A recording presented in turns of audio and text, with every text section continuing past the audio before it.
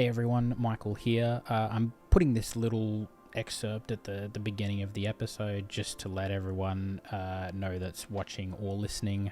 This will be part one of what ends up being a three-part season review.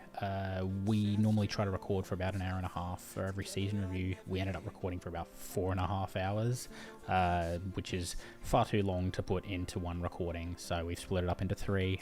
This first part is purely just a general overview and talk about our favourite races, and we talk about sprints a little bit as well. Parts 2 and 3 are going to be more on teams and drivers specifically, so but yeah, enjoy this one. The following episodes will be coming out shortly if they're not out already, but yeah, enjoy. I hope everyone had a really good holiday season and is looking forward to 2024 as much as we are, but yeah, enjoy. Hello everybody and welcome to Final Sector for our 2023 F1 season review. Fair warning, this one could go for a very long time. We may split it into two parts, so we'll see how we go though. There's a lot to cover. It's been a very long season. It's looking back, I went and did a bit of research, or a bit of like looking back at highlights and things, and just not even remembering some of the stuff that happened in the start of the season, thinking like this has to have been 22, like it can't have been 23. It's just it's just been so long. But I wanted to get your general thoughts of the season first, and how'd you see it? Did you like it? Were there things you could improve? Just kind of general vibe. General vibe. Well, we've certainly given ourselves some time to cook, to think about the season, to reflect, to talk to others. And the biggest thing, which is what I've still said throughout the season, even though we knew relatively early on, after maybe, the first, let's say, third of the season, that it was looking like there was really only going to be one result for both of the championships. However, in a season that has been one of, if not the most dominant season, if you look at the record books and such, I still feel like a lot of people think it was a really good, enjoyable season. All those I've spoken to, even when I've listened to, podcasts and other season reviews and thoughts and such, and roundups from the final rounds, most people are almost, not just like, well, thank God that's over, let's hope it's better next year, how we used to have every year back in the early mid 2010 eras per se. Just the whole 2010s pretty much was that. Exactly. But we didn't have that. Like it's a strange one which it probably frames most of the discussion we'll have, at least when we're talking about Max and Red Bull, is that in a season that was factually one of, or basically the most dominant, you can argue, yet it was one that everyone seemed to enjoy. And yet, how does that happen? Why was it enjoyable despite that, right? And it leads to a lot of interesting talking points, a lot of things around cost caps and all sorts of other things, which I think plays into it all. But overall, as a season, I'm not sitting here going, thank God it's over. Hey, we need to change some things. Hopefully they change or whatever. I'm like, I think, sure, there's things that could have been better, but I think it also bodes really well for the future. I think almost we can only go up from here, and we're starting from a pretty strong place, even looking ahead to next year. So, it was good. It was as you found, there was a lot to go back and try to remember. There was a lot that happened. It feels like every week, every race weekend had something to talk about or something interesting happened. There wasn't any super forgettable weekends. You just went, nothing happened. It was skip it if you're going to go back and watch. There were a few, but I was going to say maybe we'll touch on those, but no one will remember, so it doesn't matter. Touch on what? But yeah, it's hard to, having watched pretty heavily since, I don't know, maybe mid to late 2010s, and that era where it was, and like you say, like there's always going to be this caveat on the season where it's like, yeah, but Max was so dominant, and there's, in saying that, like you say that a lot of people you speak to say it was a good season, and I do have that thought as well, but there are also people that I've spoken to that are like, yeah, it was a good season, but... And it's always that but that it's like, but even when you try and argue that it's like, but if you watch during the Mercedes era where one, they were super dominant, and two, the racing was shit, they still, it's still always going to have this caveat this season, which I guess it's somewhat disappointing. because it was, like you say, it was such an incredible season of F1. It's I would say the closest the field's ever been since I started watching, and that, I think, enough, like, alone is enough to say, yeah, this is trending in the right direction. There's, like you say, there's little things that we've complained about, that we pointed out that the drivers and the teams are not happy about throughout the season, but like most of those things, they can sort of work towards getting better. It's not like they've settled on this big, cost cap era and these designs of cars, and they're like, hey, this is literally, we've gone the other direction, or it's done nothing. Like, it does seem to be doing something. It might take a little while for it to really come to its like full potential, but it's like I said, it's been a good season, and there's a lot of stuff to talk about for sure. So I mean, the first point I wanted to talk about, which I even sort of alluded to right at the beginning, is the fact that it was a long season. It was a really, really, really long season, and as much as I did enjoy the season, by the time the end came, it's like I just needed to switch off, because it was just so much. There was so much. And maybe, like, kind of reflecting on it, maybe for the more casual Formula One viewer, where they just watch qualifying and the race and maybe the sprint stuff, they're probably thinking, hey, this is awesome, more Formula One. Yeah. 22 races, 24 next year, awesome, that's great. Where they can be like, okay, I'll watch an hour of qualifying and I'll watch 2 hours of a race, and then that's it. I could switch off and not think about it. Exactly.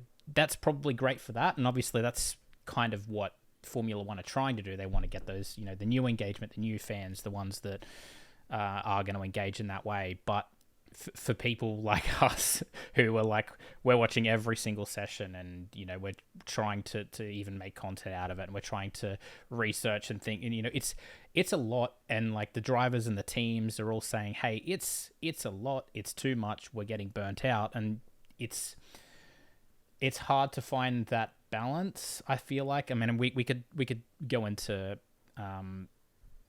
it was a question, I think. Oh yeah, Crosso from Discord made a comment saying some of the things, like, he had a couple of thoughts coming out of the season. We asked for questions and comments from people. We got quite a few, so we'll discuss those. But this is one of the first ones that I wanted to talk about, because Crosso also had the same thought, saying there are too many races, and with the sprints that feels compounded. And I think, yeah, for more hardcore F1 fans, I feel like it's just a bit too much.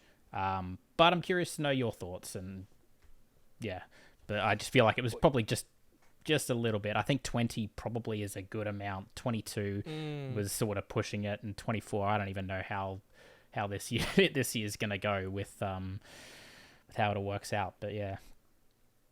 There's a few different ways to slice it, and I guess it also leans on a few things that we saw others discussing too, because I guess there's a side of, I guess, the casual viewer, and then there's the side of those, that are very heavily into it. Yes. And there's also the side of how does it work within F1 in terms of the effect on the teams, the drivers, and everything, both the positives and negatives, all right? Like, the reason that they're exploding in popularity so much is because the reason that they're adding so many races and they're struggling to add races is because they've had both this new rise in popularity and they've found a business model that's working really well for tracks. It wasn't that long ago we had, F1 trying to go into new countries and markets. They'd be there for a year or two, and then they couldn't afford it. They had to back out, and they were really struggling. And now they're back to the first problem, which is they've got, they're already at 3 places in America, and they've got 3 more cities that want to come in, and they've got other cities, basically begging for them to come to say, hey, this is actually working.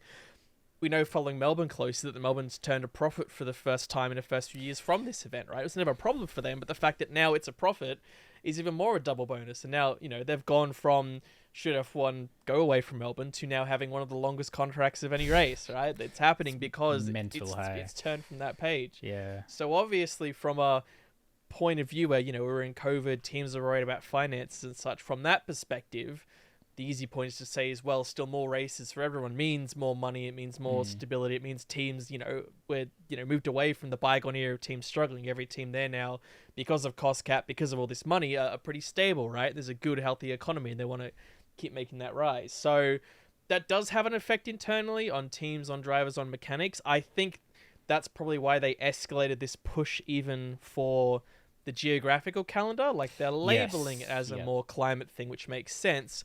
But also that's going to drastically reduce the travel teams are doing. It means if they have like certain teams that they only use for parts of the world, then they can, actually have them, you do the Asia Oceanic races, then you do the Europe, rather than where they bounce back and forth, and then it's hard to get consistent people. They're still traveling halfway across the world.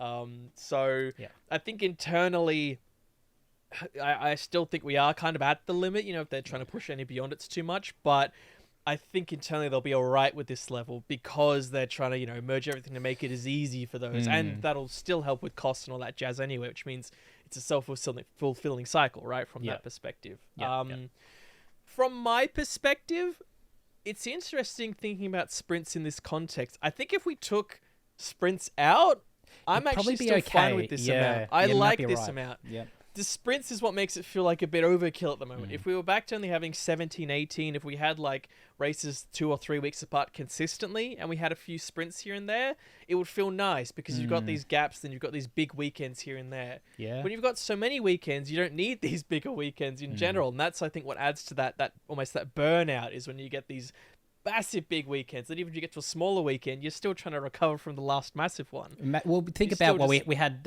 Was it Qatar? Sprint weekend straight into the third half of the year. It was Qatar and then immediately into Circuit of the Americas, and both were sprint weekends. That was full on. That too was much. Really what led to that. So I don't think I mind the amount, even from both a casual fan perspective and someone watching it deeply. And that's partly just because I live and breathe it, right, and that's enjoyable. But it is interesting how I've generally not minded sprints by itself, but in that bigger context, it's actually like, well, as long as the race weekends in general are good and we don't need these extra things that sprints are supposed to bring, they're almost the thing that feels like it's just a bit too much with the whole pot, right? You could be right, actually. When you put it that way, that does... I feel like if you took sprints out of it, I'd probably be okay with it too in terms of the content. I mean, we'll talk about sprints a little bit later as a I don't want to go into it too much. But I mean... It was still very, very enjoyable, but like I said, it was just nice to sort of switch off for a couple of weeks. But I think this season coming up is shaping up to be incredibly interesting. Again, we'll go into that a little bit in a later video. But it does, I think, outside of the sheer dominance at the top, as the season got further, later into the season, we saw a little bit more of convergence, particularly at the top. So, and I think that does bode well for next year and 2025 as well. So, but we will have to see. Let us know what your general thoughts of the season. Anyone that's listening, watching, definitely felt like a season of two halves as well. Like, I guess that points to the length of the season as well. Like, particularly with the performance of the teams. Again, we'll go into each team by team as we go, but we had Aston starting incredibly strong, clearly the second fastest team, and then you got to a certain point, let's say, I don't know, Austria, British Grand Prix.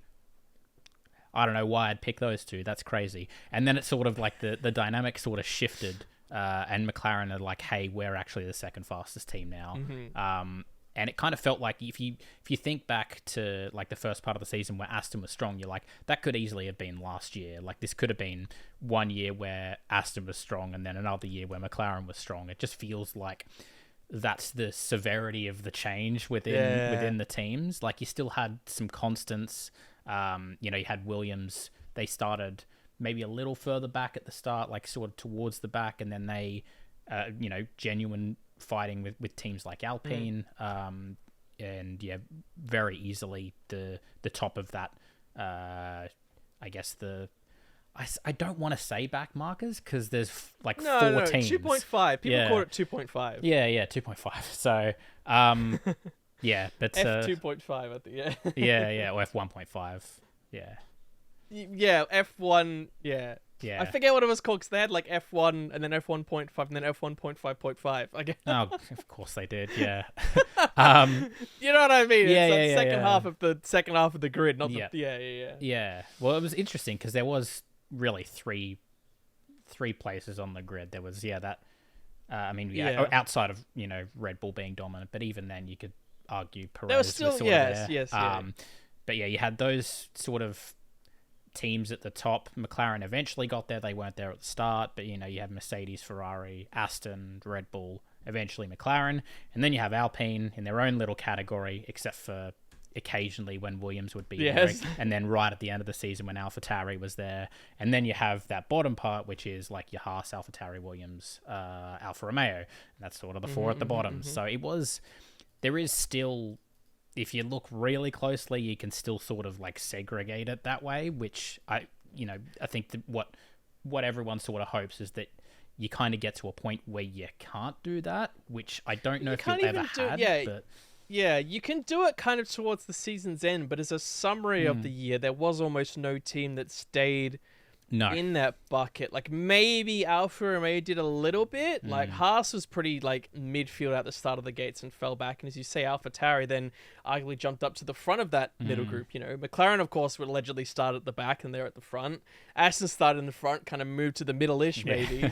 So it's almost like even if you look at it overall, no one really stayed where they were, which is the whole point. In that if you get a good weekend or a poor weekend, or you get upgrades right, or get upgrades wrong, or you have like a poor running Mercedes or Ferrari. It's like well, you still get a fifth or a sixth. It's like no, you're not getting the points. You're falling very very rapidly up and down. So you're still in a perfect world. You'd have everyone equal, but like that point, it's the closest we've had. This was the closest we've had. So you're still going to have those segregation divisions, but they're closer than ever. The lines are very blurred between them. There's no consistent gap there. The only issue that I did kind of see, like it sort of pointed out pretty early in the year, these rule changes with these new cars obviously were designed to remove the dirty air effect on the downforce, which last year they calculated was about 15 to 20%.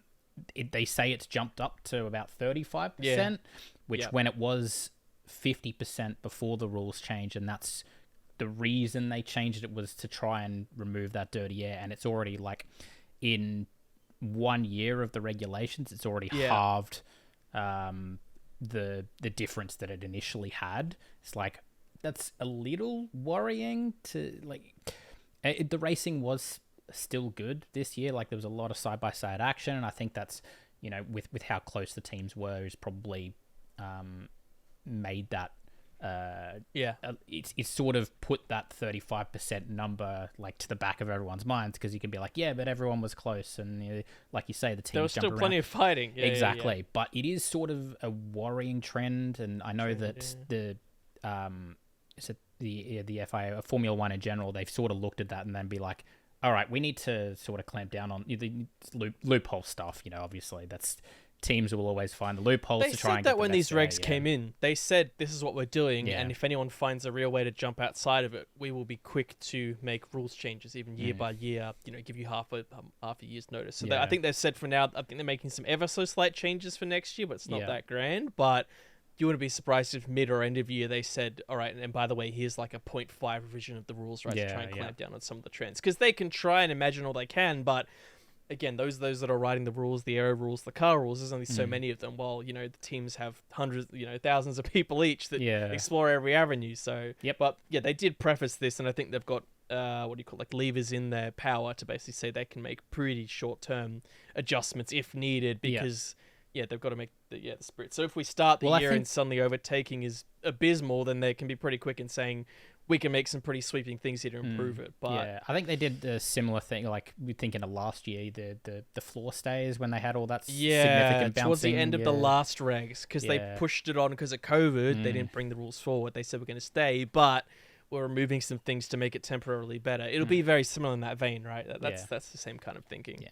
Talking about the season as a whole, before we go on to the teams, the one question I wanted to ask, we actually got a question on YouTube from someone, just Jay, and a bunch of numbers.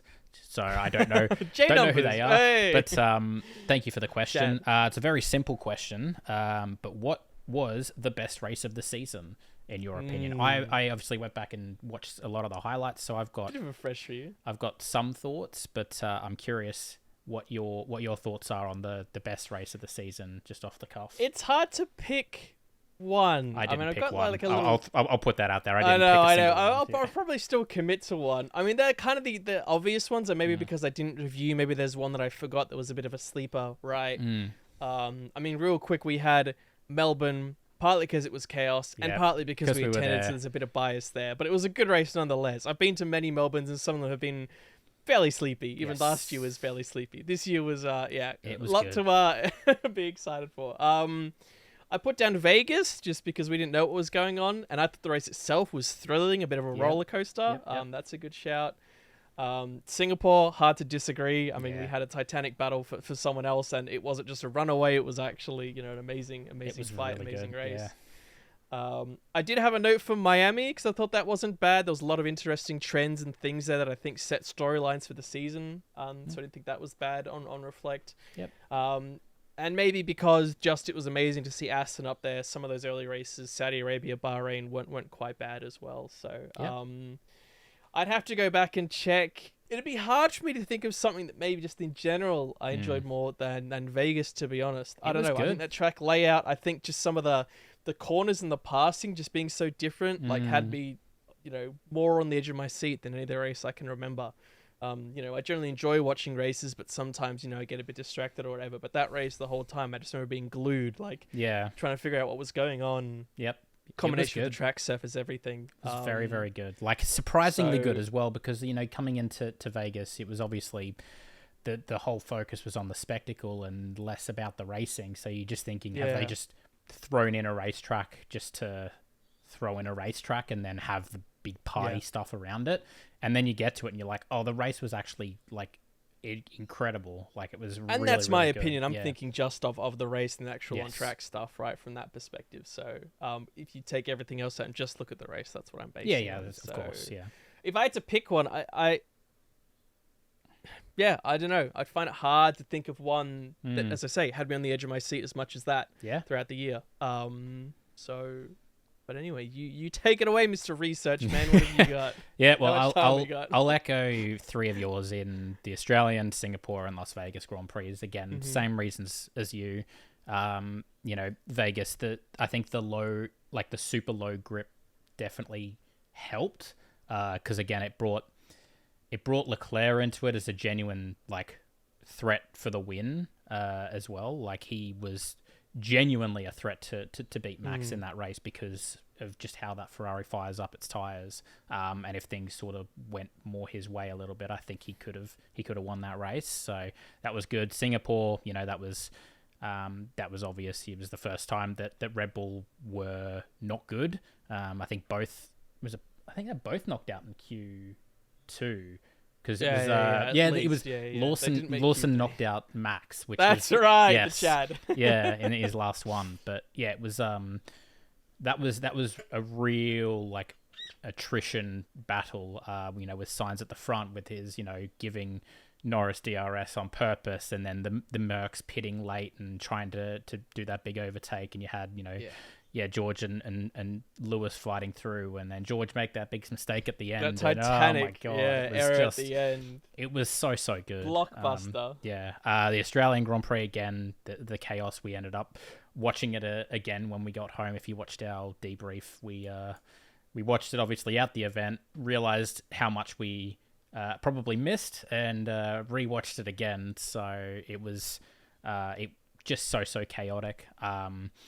The other ones I want to throw in there is Monaco. Monaco this year again was incredible, particularly the qualifying. We saw the absolute Chad lap from Verstappen. We had Ocon. Sector 3 of the gods. Yeah, Ocon threw it on pole. Somehow that car was really fast there. Yeah. And then we had Alonso throw it on pole by less than half a tenth. And Max was down, and then he just blitzed the last sector by throwing it everywhere. And that was heart pounding stuff. Monaco qualifying is always really, really good. And then I did think about Monaco. And then you had the race, which was wet near the end as well. So you had all that strategy call, and Alonso was in it for the win if he'd made the right call. I think he came in one lap too early to put on new slick tires, and then it started raining and he had to pit again, so he lost out on the win. But it was sort of just really, really, really close. And considering how Monaco races normally go, I think you have to throw that in there as like that was Yep. good. And again, it was, you know, the rain. It's mixed weather conditions always spices it up, but yeah. Well, it's probably another one you're going to throw in with mixed conditions, right? Dutch Grand Prix, yes. Yes. Yes. Yeah, I thought about that too. As soon as I think about Monaco. Because that one, like, the reason that one was so good is, you know, you can have all the strategy in the world, but when stuff like that happens at the Dutch Grand Prix, it's just like, that's just reactionary, and it's sometimes it's just right place, right time. It's, you know, having a calm head and all this, like, which again, we saw Norris's downfall is not really having a calm head, particularly in those conditions where it's like you need to going for broke, yeah, going exactly. for the biscuit rather than playing it safe. Yeah. So we had, you know, the wet to dry quali as well. So it's like, well, when do you go on to the dry tire? The race day, they all started on the dry tires, and then literally the very first lap, it's like, oh, it started pissing down. Do they pit this lap, or do they, like, because it happened literally last sector, it started to rain. It's like, oh, do they go around another lap, or do they immediately pit? Then it went back to dry, and then it went back to inters, but if you waited a lap longer, it was just full wets, and then they red flagged the session, and it was just everything happened at that race. The Max fight back as well. So that one's like just incredible. And then another one that wasn't a wet race, but the Silverstone again was just probably the severe rise of McLaren definitely helped as well. Like where we first saw, like, you know, we had Norris had the upgrade in Austria, but in Silverstone when they both had the upgrades, and both of them were like, oh, they're just like second and third. Like they're just the next best team behind Max. Confidently second and third, and I think the on track battles as well. Like if you go back and watch the highlights of it in particular, the side by side battles where it's like half the track, the two cars are side by side. That track is just so good. The way it flows makes it so good for that side by side battle. And yeah, it was just good. It was just really good. They had a safety car at the end, which again sort of spiced up the end of the race nicely as it was sort of petering out. And they're like, oh, safety car, that'll make the end of the race interesting. So, but yeah, I mean, they're my contenders. There's more you could talk about, but when you have like, what's that? 1, 2, 3. I've got 6 races there that were that much happening, and there was something in all of them. Exactly, you could go back and find something from all of them. Yep. The other thing, and I'll be quick on it, is this is what I say when I say that as much as Max dominated it, all of this was thrown at him, and yet the record is just incredible. And the only race he really had the blunder later on at, I think it's not like because of an error he made, it was just a general, you know, Red Bull oops, which he totally owned up for, right? And just put his hand up for to say it just is what it is. And yet every race where they could have had an oops, he could have binned it, he had a challenge to fight through, all those you just mentioned, who came out on top? It's unbelievable, when you look at it that way. So if you had to pick one... it's tough. I picked one. Yeah. I know. I mean, I was gonna. The Dutch Grand Prix was good, but if outside of like a wet, you know, the wet races, I feel like you can kind of say, oh, that was good because, you know, it's all that. But I like outside of that, it's got to be Silverstone. I just think the side by side battling, it's just good. Raw F1 racing. It's like, good. It was it's really all really the good. Teams kind of converging at a similar performance point. And obviously that storyline of the McLaren's rise, like their rise through the ranks to just become the second fastest team, I think just sort of added to that excitement and that hype as well. It's just good. It's just a really good race. Both for team and for Piastri as well. That's really where he already kind of had his stamp, but that's where he made his mark to say, by the way, you know, I've got this thing figured out. I guess moving on to before we touch on what we think of each team and where they sort of ended up, wanted to briefly discuss the sprints. Obviously, there's always talk about the sprints. You know, we talked about how it felt. You know, with the length of the season, the sprints were sort of a bit much, but putting that aside and just looking at the sprints and the weekend format and how it all sort of works as its own little thing. Do you like the format? Do you think it's good for Formula One?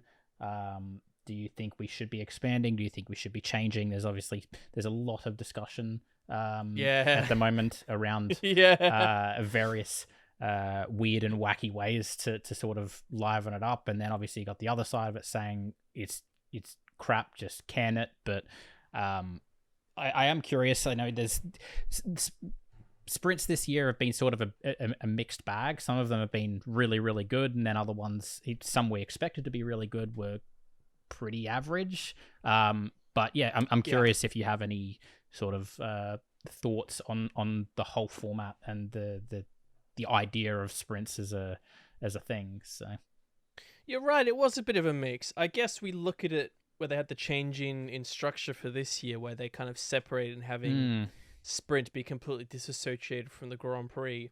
Maybe that's what made it feel a little bit too much, because almost like you were watching 2 races in one weekend, which in a compact calendar like we have made it feel like a bit overkill, whereas maybe it felt more naturally flowing last year because it was almost just like more sessions leading up to the race, but they still weren't, the race, like a race per se, you still kind of flowed through them individually.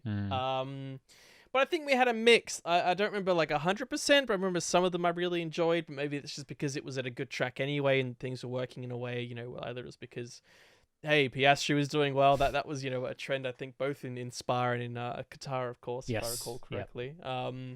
So, there's some excitement there, but then that's just because he was good in general that weekend. I still wouldn't say to scrap it. I still think experimenting, I think it's good that we're still open to experimenting. I don't say that to say something's fundamentally broken and therefore we have to try something new, right? Like, we could just get rid of it and I wouldn't be upset. I'd be like, that's fine. This formula still works.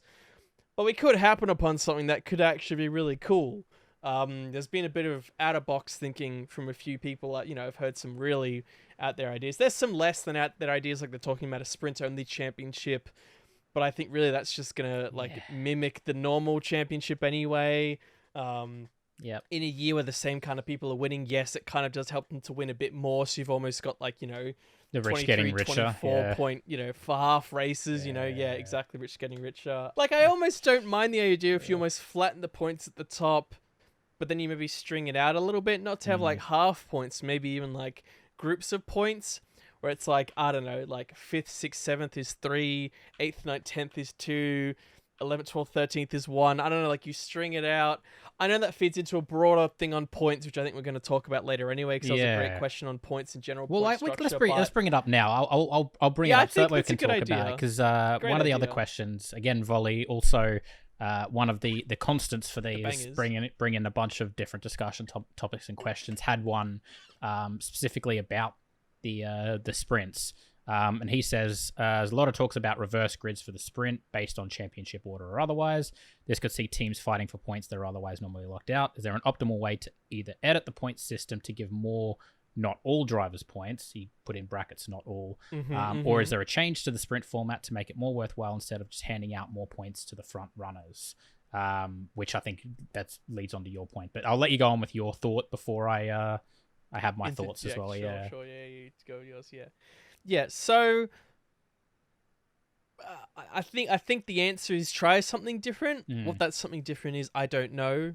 Fortunately, I'm not being paid to have that idea to put something forward.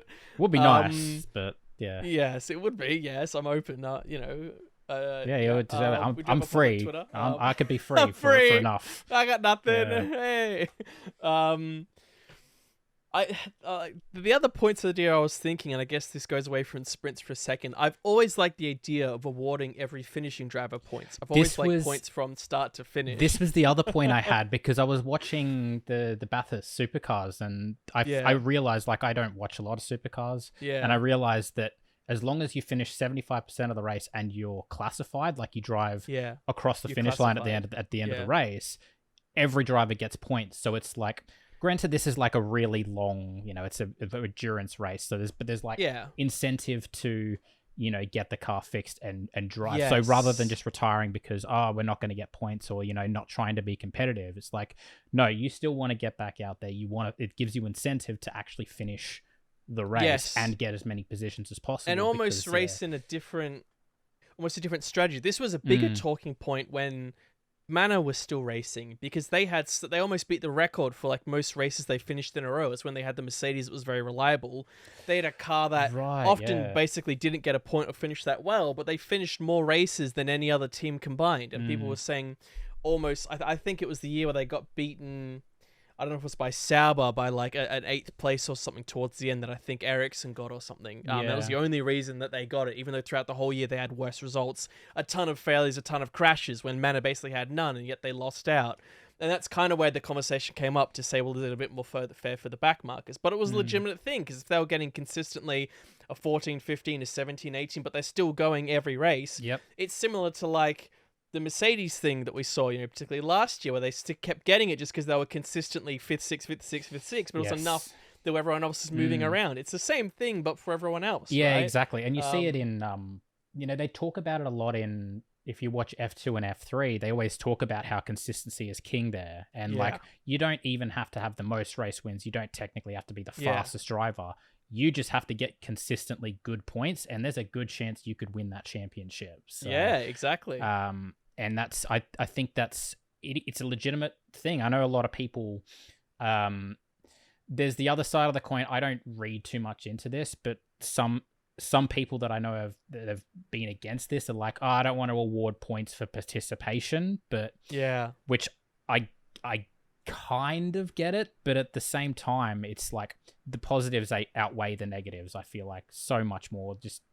It just seems like a really clever way to keep everyone in it and keep everyone like, hey, we need to, we want to finish the race. Yes. If you're like a Haas running 14, 17, nowhere near P10, you're just bringing it home. Yeah. Instead, if you're in a chain of cars from 12th to 16th, which sometimes we see, sure, they're fighting, but ultimately they know it's just for scraps, right? Yeah. A 12th or 16th could actually be a difference between 2, 3, 4 points. That could be massive. So I've always liked that idea.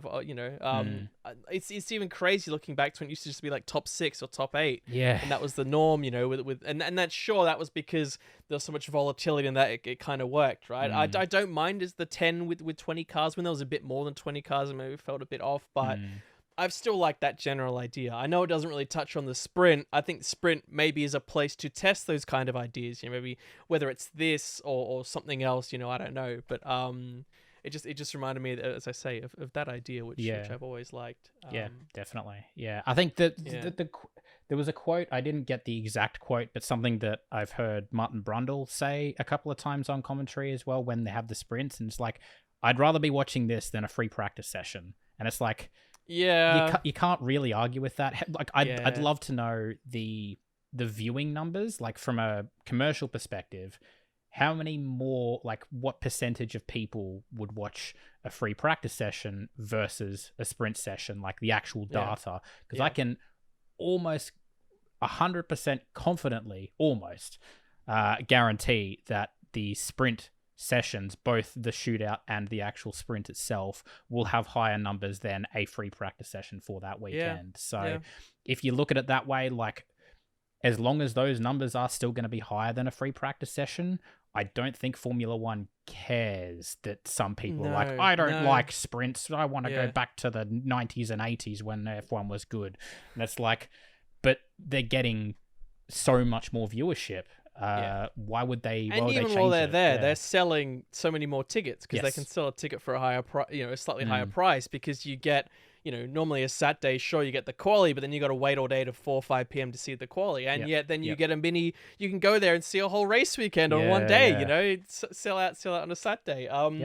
It's. I like this year though that we had examples where having only one practice session for a weekend and the sprint and the race made everything really tricky and let some underdogs shine. And I don't remember which one. I saw we had one or two where it did the opposite, where actually teams just didn't know what the hell they were doing, and it made everything really boring and stagnant and drawn out. It made it worse. So it's like, we were almost always of that opinion. They've always said, should we just cut down to 2 free practice sessions? Should we make them shorter? Less practice, the better. And yet we had good examples this year where one practice session was nowhere near enough and everyone was just loose all over the place, and it just made for a bad, unorganized race where people just took it safe, or no one really knew what they were doing, and it worked out in poor favor on a race which could have been really good. So I think it was almost good to have that so we don't go maybe too far down that path already. But it's still talking around sprints. I know we should be talking about them.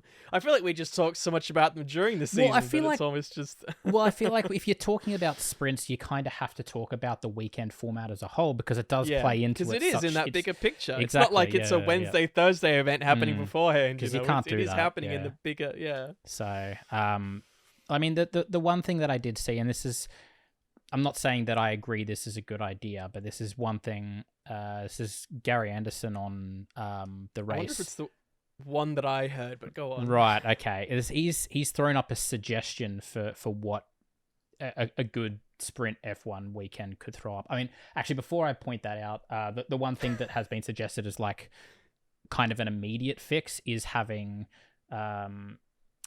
because Parc Ferme, obviously, that's kind of plays into your question about like teams having no idea what they're doing. And, we had the disqualification in the Circuit of the Americas as well for the low ride height. And again, that's, you could argue that Parc Ferme being right after free practice 1 is a big reason for that. Valid.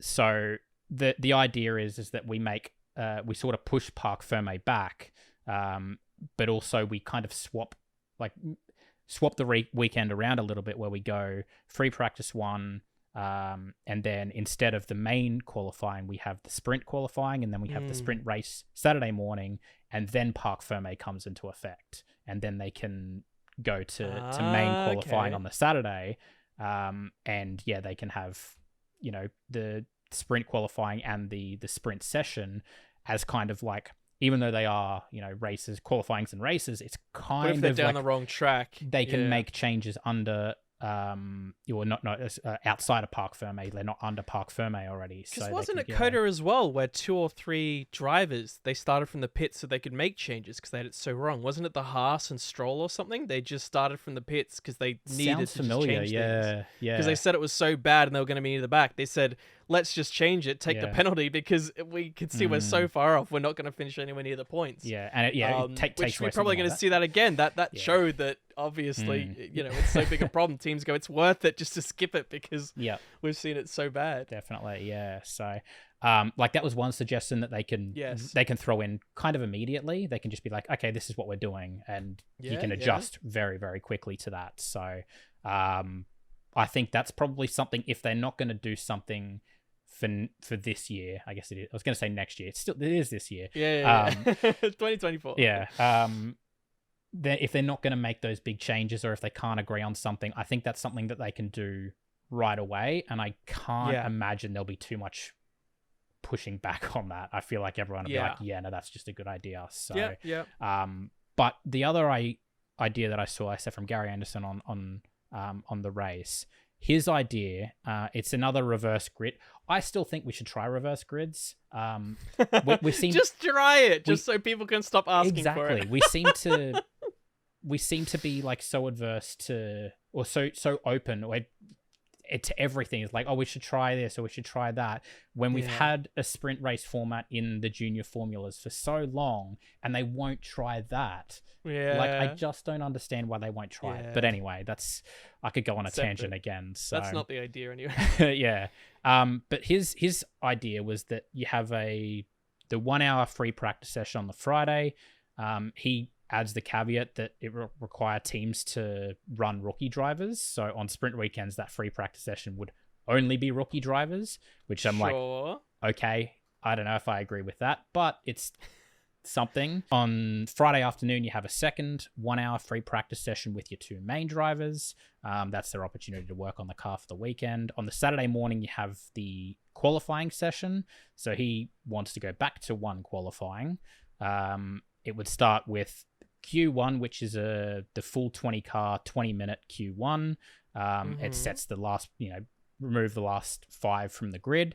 But from that one session, 1 through 15 is reversed for their sprint race. So only Q1, you have 15 through 1, and that gets reversed for the sprint race later on the Saturday. But qualifying still keeps going with normal sort of Q2, Q3 for the feature race. So it's only Q1 that sets sort of the reverse. So you could be like, oh, I'm going to go slower to set the the grid for, I want to be on reverse grid pole because I know I'm not going to get close to pole. Okay, well then you're starting 15th for the main race. Like, that's cheeky. So I feel like that could sort of, a lot of the thoughts that people have, like why it wouldn't work. I feel like that takes away at least one of the big ones, which is like going deliberately slower to try and get that reverse pole. It's like, okay, well then you sacrifice the main race and you start right at the back. So, well, exactly. That's the F2 idea as well. Exactly. Right? Yeah. Yeah. But this, I think it's even more severe because top 15 versus top 10, I think it is in F2. So yes, correct. It's top 12 in F3 because they've got 26 drivers. So they got bigger. Cars per team. Yes, that's right. So he also added an extra qualifying session for some reason as a Q4, which is a one lap shootout for the top 5, and I'm like, I don't know, that seems maybe a bit overkill, but we appreciate the idea. Yeah. Put it in the back pocket. But yeah, like I feel like it could work something like that. I just think just try reverse grid. Like, I know drivers don't like it. I know people don't like it, but all people don't like sprints anyway. So, and they're still going to do it. Just try it. It might work. I just want to see it. One weekend, just fucking try it. Yep. And yeah, I don't know, but that's the one that I saw that I thought was the most interesting, that actually I feel like had some merit to it. I know there's been a bunch of conflicting thoughts. A couple of the articles I saw, Andreas Stella from McLaren was like, he's like, oh, the tire strategy is the best way to spice up the sprints, not reverse grids. And then who was it? It was Pirelli. Where's their comment? Here we go. Pirelli's like, not long, like less than a month after, is like, no, it's the F1 tracks, not the tires, that's the key to more exciting sprints. Right. So no one, I mean, I don't know if that's trying to say like Pirelli being like, no, it's not the tires, no, the tires are fine. Yes. Or they're just in general going, it's not it. But it's like no one really knows what's making the sprints not exciting. Like, even when we're going through into the sprints or even to the sprint weekends, I'm like, we're going to Circuit of the Americas in our preview. If you watch that or listen to that, we're like, this sprint should be really, really good. This track's really good for racing. Yeah. And it ended up being the worst sprint of the year. Like, it was garbage. Like, it was not good at all. Yeah. I don't think it has anything to do with the track. And then you have Qatar, which is a track that you thought, like, I was going into there like, oh, we've got a sprint weekend here. What a waste of a sprint. And then you go into the sprint and you're like, that was one of the better ones of the year. And it's like, I don't think the track... It's to do with the factor that you can't know before the weekend, which is almost how each team works with each other for that weekend, right? And whether it's a team where you want, like, whether it's a weekend where you want reduced practice or increased practice, whether it's a weekend where everyone's really close, so they're going to be close anyway, whether it's a weekend where someone's brought an upgrade and therefore, they're going to try something wacky in the sprint. It's all these factors that you almost can't know until you actually get there. Yep. So how do you plan around that? You can't. Yeah. Yeah. There was one other idea I saw. I don't remember it in full. I heard it. Mm-hmm. I don't know if it must have been after a sprint or something, or maybe it wasn't in a season review recently. I think it was Andrew Benson from BBC and the Checkered Flag podcast. I want to credit it to. I believe it was on that podcast where they suggested, I don't remember the specifics, but it's something I hadn't heard, where on normal race weekends, there are general, like, for all the parts that you have, the engines, etc., there are consistent, like, output limits they put on certain things, like your fuel flow and such. And they said, what if for a sprint, there's the option where you can run everything a little bit higher, a little bit high performance mode outside the normal regs. You buff it up a bit. It adds a lot more wear and tear, but it means that teams maybe who have a lot of parts that are saving well can max out their juice towards the end of the year and then maybe try to sneak a few points in the sprint. Not one I'd heard before. Something a bit left field, but I was like, I don't know. That's a unique idea. I'd not heard it yet. Yeah. I mean, there is, like, the Pandora's box could truly be opened for a lot of these ideas for the sprints. True. There is still potential. Like, I don't you. I don't want to write it off just yet because it does. I think the statement that I'd rather be watching this than a free practice session does kind of ring true. And I think if they get if they get it right, I think it could be very, very good. But yeah, it's such a fine balance. You feel like they might have to play with a few things to really see it. It's so hard to know before you actually try it. That's exactly it. That's why I'm surprised. Even going to the first sprint, everyone's like, what the hell is this going to be? So that's why I'm surprised they didn't try the reverse grids already, because it's like, again, you don't know unless you try. It's a pretty big commitment to try it, I think. Well, I think even just for one race, bridge, but, you know. I don't know. I guess so. I know. Anyway, I guess I mean, they could have done it one of the ones later in the year, but I guess when you've got like teams really close in contention and drivers really close in contention in terms of points, then you risk like, there's F1's bias for putting it at this race because it's given help to this team because they put it. Yeah, I don't know. It's it's all was it politics, the tyre rule they introduced mid this year, where you had to run the consistent tyres in quali? Was that a sprint thing? That was. Or was that a main quali thing? No, that was this quali. No, it was sprint quali because I think they were going to do a sprint thing, right? They were going to do it at Imola, and then Imola got cancelled, right? Yeah, I think that sounds right. Yeah, where they have to go. It was hard, medium, soft, and then I think they changed it to medium, soft because the hards were like just dog shit. They're just like, no, we can't do too this. Risky. So, so I think that's right. Yeah. Well, they definitely tried it. I just feel like it was a sprint thing and not a general quali thing. I feel like general quali was still... So. That was another thing they changed. General quali, they abolished the rule. I don't know if it was this year or last year, with the tire you finish in Q2 you have to start on. Don't remember what year that was last year or this year. Again, it could have been last year or this year. I don't know. It's all sort of... Too many little points to go into. Let's move on. I mean... Next year there was this was from like late November. I don't know if there's been anything new since then. To be honest, I didn't really research it. But the F1 management proposed the next 6 events that'll have sprints for next year. So as far as I can tell, they're not upping it from 6. But it looks like they're going back to or again, could just be rumors, but going Austria and Interlagos, Qatar and Austin again. So those 4 will be staying, and then instead of Spa and the other one, Baku, we will be having Shanghai and Miami. So Shanghai is an interesting one. We haven't been there. It's a bit of a return, I guess. They're throwing them a party. I guess so, but also it's also been how many years since we've been there, and drivers. God, it'd be weird to be back there because it feels like it's a classic now. It like is a bit. not a classic, not classic as in a Spa classic, but a historic. My point for that was Shanghai. They haven't been there for so long. They definitely haven't been there on these types of cars. A lot of drivers haven't been there, and they're going to have one practice session to get used to the track. True. That could be. Again, it could go one or two ways, but like exactly that's what I'm saying. It could be great, or it could actually make it ruin of what could be a really good racetrack normally. You can't know. It's yes. Yeah. And how you know without a baseline either? Because I guess with other circuits, like Coda would always been there. You had a baseline here. Well, as long as the show's good, it doesn't matter what your baseline is. But still, if it's poor, it might have been poor anyway. But anyway, But yeah, that's the thought anyway. I think we'll have to wait and see. I mean, I'm keen to get back to Shanghai anyway because I just like that circuit. So, but yeah, I just thought. I guess. Yeah, go on. You go on. No, you go on. No, you go. No. After you, I was gonna say, I'll just like repeat. Like, I just don't.